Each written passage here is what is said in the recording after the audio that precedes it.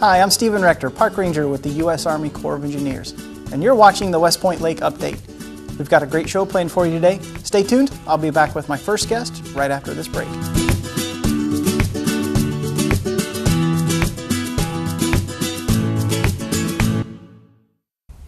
Hi, and welcome back. I have joining me now Henry Jacobs with the Chattahoochee Riverkeeper. Henry, thanks for being here. Oh yeah, pleasure. I am very pleased to have you on the show again. We've had you on 2 or 3 times. Unfortunately, it's been a while since we've been able to get our schedules together to have you back on the show. The last time I think I had you on the show, we were kind of planning for National Public Lands Day, or oh man, that might have been National Public Lands Day before that. So I apologize if it's been that long. But either way, tell us how that went. I know that was an event towards the end of September, and we weren't able to cover that event in our October show. But tell us how National Public Lands Day went for the Chattahoochee Riverkeeper. Yeah, it went great. On West Point Lake, I know we were there working with y'all, helping out with the cleanup.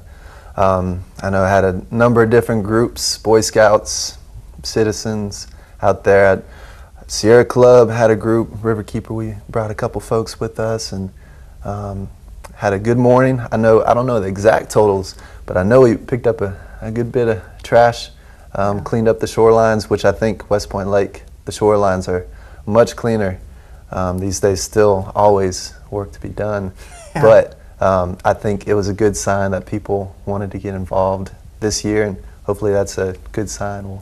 I think so too, and we certainly appreciate everything that the Chattahoochee Riverkeeper organization does. One of the things that you guys have become incredibly involved with, and probably one of the things that I see you guys doing more often, is the floating classroom. And I know we covered the dedication ceremony of the floating classroom. It seems like you have events going on with that floating classroom a lot.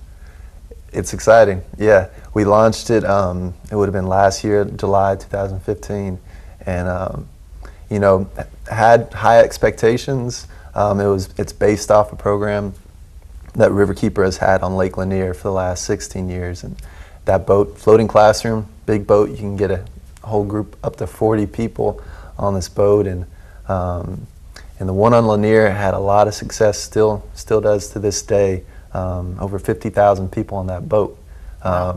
But so it was just a matter of time before we had something like that here on West Point Lake, and so proud to have that now. And yeah, you know, we're putting it to use. I mean, it's a great way for people who might not otherwise have a chance to get out on the lake, on West Point Lake. Something I think kind of, it's a sweet thing, and I hope everybody gets a chance to come on the boat or just be on the lake at some point soon here. And I know, as an example, it was great at the public lands, at the cleanup for West Point Lake back in September. We were able to bring the boat out, and after the cleanup, I remember we had opened it up to anyone who had participated. They could come on the boat and take a little ride around, kind of a nice little reward. Yeah. And had a whole boat full of Boy Scouts who had just been cleaning up the lake. So that was a great kind of full circle. So you kind of started out with the floating classroom just with, I guess, school-age children, and you have kind of very specific school, I guess, curriculum-based even programming that the school-age kids are participating in on the floating classroom. Is that correct? Yes. Tell us a little bit about how, for the actual floating classroom kind of curriculum-based programming, how that works, what the kids are involved in and what they're doing on the boat. Yeah, well, first of all, if you want to get the kids out, which we do, we want to get all ages. The key is to make the teachers happy, because the teachers are the hardest working people. I have all the respect in the world for them now, having worked as an instructor along with a couple other folks on the floating classroom. Laura Breifogel, Hannah Bradford, and Joanna Baxter are our other instructors. But yeah, what we're looking to do is get kids on the boat, and then we're teaching to performance standards, Georgia, Alabama performance standards, and so, you know, using vocabulary words and doing our best. For one, you know, you're just out on the lake, out of the classroom. That's pretty special as it is. But then for the students and for the teachers especially, you're saying things, reinforcing kind of core Oh yeah. things that when they're in the classroom the following week, you know, I think there's a connection that's made. And what better way to do it than to make that initial connection out on the water.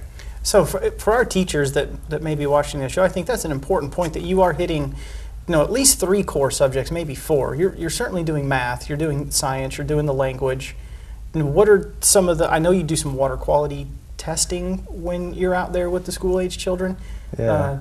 Explain how that works kind of on the boat, and what are the kids' reaction when you start doing some of those activities on the boat, on the water? And yeah, from personal experience, I know there's just the kind of every time you're out there with the group, you get some great reactions when you give the kids a water monitoring kit, whether we test for simple things like the pH of the water, dissolved oxygen, a couple more steps to that, and you know, kids, they're putting on the safety glasses, and you can tell that kind of that really sparks. I hope it's sparking a lot of kind of you know, pushing kids maybe to think more about the sciences, and but yeah, you're giving them the chance to test the water. They see the results, and we're seeing that the lake is clean. Something that we've been seeing for years now. Kind of, yeah, a whole nother thing to talk about. But, yeah, which is fine. Yeah, but to show these kids and to let them, to empower them to do the test, help them understand the results of what they're getting, to see that the water is clean, but also too, we make the point that that is your source of water, the water in West Point Lake. In the river, we take them. There's the water intake building for the City of LaGrange out there on the lake, and we'll drive by and tell them that's the water we're floating on right now. It could be the water that ends up in your home and businesses, and so that's we're so lucky to have the lake here as our source of water. Well, and as park rangers, we're very, very pleased to see that you're taking that step. And you know, we use the phrase occasionally that, you know, we're creating future stewards of this area, which basically means we're trying to make sure that the kids growing up today care about the resource and are taking an active role in protecting it and keeping it clean. So it's great to hear that you're taking them up there and showing them this is where your water's coming from, guys. Yeah, and I love the fact that we've been able to partner with you guys and a number of other organizations, and I mean the number of schools we've had. We've had a lot of schools from here in the West Point Lake area, so Troup County, Chambers County, but we've had over 800 students from the Columbus area alone. Oh, wow. To date now, since last summer, we've had over 4,000 people on the boat. Over 3,000 of them were students, so about 75% or so. And yeah, getting kids of all ages from elementary school up to high school. Is most of this, as far as the school-age children, are most of these activities happening kind of late in the school year, in like April and May, and then early when they come back, like, you know, August, September, October? Or are you doing a lot more of the school-based programs over the summer?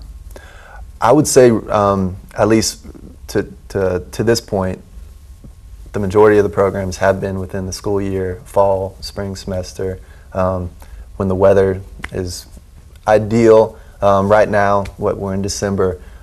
We don't have any programs scheduled from now until February, but into February, get in school groups.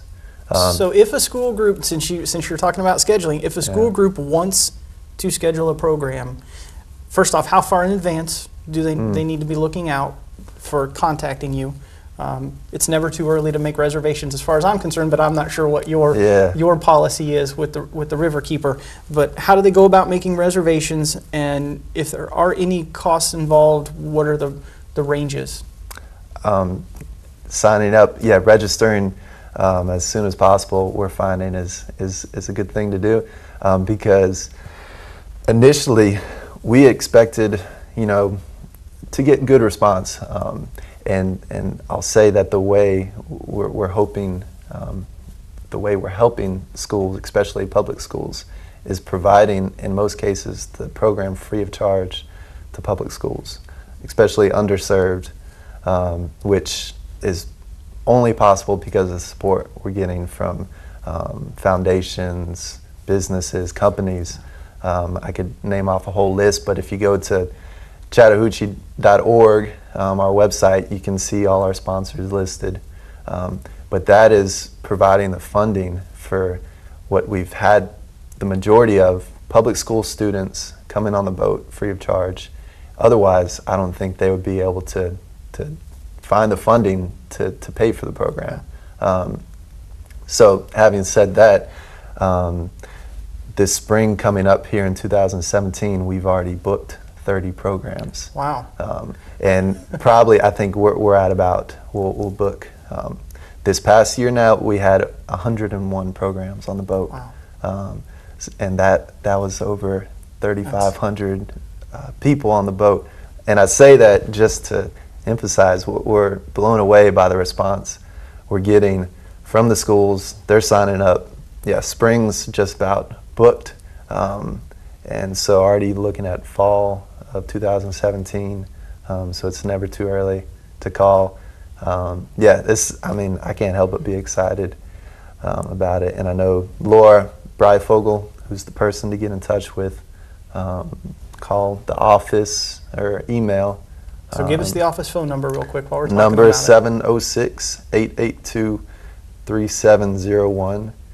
And if you want to reach Laura directly by email, that would be lbreifogel@chattahoochee.org. And I should spell out Breifogel You probably real quick. Breifogel is spelled Breyfogle. So. Now, the school programs are fantastic, but I don't want to let you get out of here without talking about some of the other programs that you do that are kind of more geared to, I would say, maybe families and adults. I know that you did some Music on the Lake events in 2016, and I know that you did some wildlife watching tours, or I'm not sure how that's not the right term for the tour. Wildlife, we call it wildlife cruise. Okay, wildlife cruise. So tell us about the music nights on the lake and the wildlife cruise, and do you have any of those planned moving into 2017? Yeah, glad to. When we first started the program last year, I think the one thing that was very obvious to me was that the schools were the primary focus, always will be, getting kids on this boat. But just as much, there are so many people here in the community who are adults and still haven't been able to experience West Point Lake, just getting out, even sometimes getting out on a boat for the first time. So we kind of purposefully scheduled some programs that were open to the general public this past year. First one was a wildlife cruise, partnered with you guys and Department of Natural Resources, had some experts on the boat who knew what they were talking about. We had binoculars for everyone on the boat. Brent Hess with DNR came by in his own boat, and he had some fish to show everybody that he had just caught in the lake. So it was this great kind of 2-hour program, and we had 40 people on the boat, full boat, wow, all ages, and just kind of a great afternoon, a Saturday afternoon. And then we saw the success of that, and since have reached out to community groups, service clubs, church groups, anybody really who wants to come out and spend 2 hours on the lake. Our instructors can do a guided lake tour, and so that is why after this first year we've over 4,000 people, but around 1,000 were adults, and I think just a great thing that providing them a way to get out on the lake, learn about some of the history, and for them too to know that when you turn the faucet on, that's where your water's coming from. Now, Henry, I could talk to you for the entire show today, but we're running close on time. Yeah. Can you wrap up for me just maybe in just a few seconds here? Events that you have coming up from January 1st until, say, mid-April. Give us again your contact information and your website. Yep. My name is Henry Jacobs. I would say just go to www.chattahoochee.org. We've got cleanups, we're partnering with you guys this coming year. Sweep the Hooch is a big one.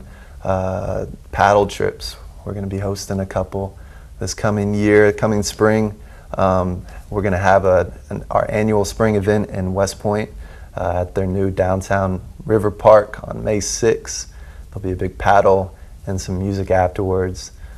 So I would say a lot of exciting things to come, and I think that's a sign of the times that West Point Lake is really on a decade-long upswing. Healthy lake, water coming downstream from Atlanta is a lot cleaner than it's been in decades, and that's due to a lot of people coming together to make sure. And one thing we're doing is continuing to monitor the water coming into West Point Lake to ensure that it is clean. And every once in a while you have an individual bad actor, and so we're able to help be a part of the solution and keep the water clean. Well, Henry, I appreciate all the work that you do and your entire organization does here at West Point Lake. Like I said, I could talk to you for the entire 30 minutes, Right. but I appreciate your time today. Thanks for being here. Oh yeah, thank you. Thanks a lot. And stay tuned. We'll be right back after a short break.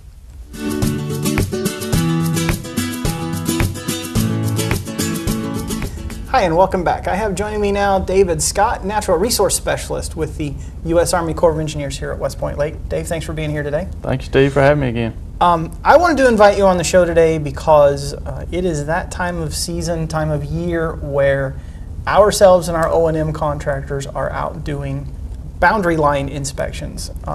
First thing I wanted to talk about is just specifically what is a boundary line inspection? Okay, Steve, well, like you mentioned, it's that time of year, winter months, once the leaves fall, thank goodness they finally fell, and the woods kind of open up and you can finally see. And as our viewers may know, and you certainly do, our boundary line extends all the way around the lake in some form or fashion and is marked clearly. In most cases, the boundary line that we own outright is marked in red with red stripes around the trees. 2 stripes halfway around the tree indicates that the boundary line is on that side of the tree. And so all the way around the lake we have that marked and indicated, and then at corners we have either a lead pipe driven in the ground or a aluminum capped monument, or in some cases there are some concrete monuments that indicate that the line makes a turn there. And so that's how we designate our land, the public's land, apart from private property, and that's how we know and can look out for encroachments and that sort of thing against the public land. So there's several groups of folks who are going to be out inspecting, several different teams, but let's start with we have an O&M contractor. That company this year is East O&M. What areas are East O&M contracting? What areas are they going to be inspecting for us? And kind of give our viewers a time frame as to when they might be starting and what our projected end date for that is. Sure. So East this year, they started this week. They started on Monday, December the 5th, I think. And so they started on Highway 27 just south of New River, where New River crosses. So in Heard County, just above the county line, Troop Heard County line there, they started there. They're going to follow that line as it zigzags down river. They'll go up and around Potato Creek, Fish Creek around the Ringer area, all the way down until they get to Yellow Jacket Creek. They'll follow that line up Yellow Jacket Creek, around Young's Mill Road. They'll follow it down and up Beach Creek, and then they will end at the old historic Young's Mill itself. That'll be the last monument that they work to this year. We project that that'll probably take until sometime late February for them to accomplish that. It's 66 total miles. They'll walk that entire stretch. They will have tools such as chainsaws, limb saws, just machetes and brush axes, and they'll go through that area and they're going to clear a path that's about 3 foot wide, and that is a direct line of sight between these monuments, between those marked trees. They'll also be carrying paint with them, and they'll be retouching up all the paint on those trees that are marked previously. And so, you know, in many cases, that's going to go around subdivisions. It's going to be right in the backyards of some of our neighbors. Places like Grayson's Landing subdivision, Lakemont subdivision, River Club, and then as they go up Yellow Jacket Creek, they'll impact places like Eagles Rest subdivision off of Highway 219, Pineland Point. Then they'll get over and around Creek Ridge subdivision, and then Viewpoint, and they'll end right near Cloister subdivision off of Young's Mill Road. So a lot of subdivisions around the lake will be, you know, you'll be able to see them right out your back door in some cases, because private property and public property they interface, you know, all over the lake here. So we have the East O&M Contractors kind of working what I would consider the north end of the lake area, but park rangers are going to be working kind of the southern end this year as well. Just give us a quick review of kind of the areas where the park rangers are going to be inspecting. You know, obviously most of them are going to be dressed like us, but probably wearing some orange vests. That's right, Steve. As you said, most of us, you know, will have the green and gray, or maybe the sweater like I'm wearing. If it's cold outside, we have the green jackets. Most rangers do wear some sort of orange vest, orange hat, or have orange on their backpacks, just as a precaution around hunters and that sort of thing. But our section that we'll be walking this year, and when a park ranger walks, they're just walking and inspecting the line to make sure that it's visible, the monuments are where they're supposed to be, they're not any missing or damaged, and also to ensure that there aren't any encroachments from private property onto public property. And so the stretch we'll be walking is from the Potts Road. There's a paved portion of the Potts Road off of West Point Road. We'll start there, and we'll be traveling down river all the way down to Langdale Dam on the east side of the river, coming back up through Valley, Lynette, West Point, as our boundary line works up the river, and then we'll be traveling up the Alabama side of the lake all the way over and around Veazey Creek, Stroud Creek, and we will end just up the road from State Line, the old State Line campground, and near Dewberry Park is where the rangers, that also is 66 miles that we'll be walking this year. And the park rangers are going to start within the next couple of weeks, and we should have that 66 miles completed by probably the end of January? That's right. We anticipate being finished by January 31st. So anybody who has any questions, though, about the boundary line, they can always call our office at 706-645-2937. Certainly, yes. Dave, I appreciate that information. Appreciate you being on the show today. Thanks for having me on, Steve. And stay tuned. We'll be right back.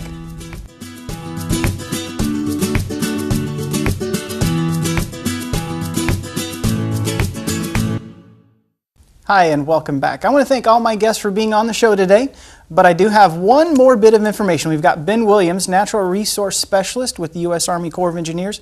Ben wants to take just a moment and tell us about our Christmas tree recycling program. Yes, Steve, we'll be accepting trees again this year in 3 locations, Rocky Point, Sunny Point, and Yellow Jacket Beach. There will be some areas there for a drop-off.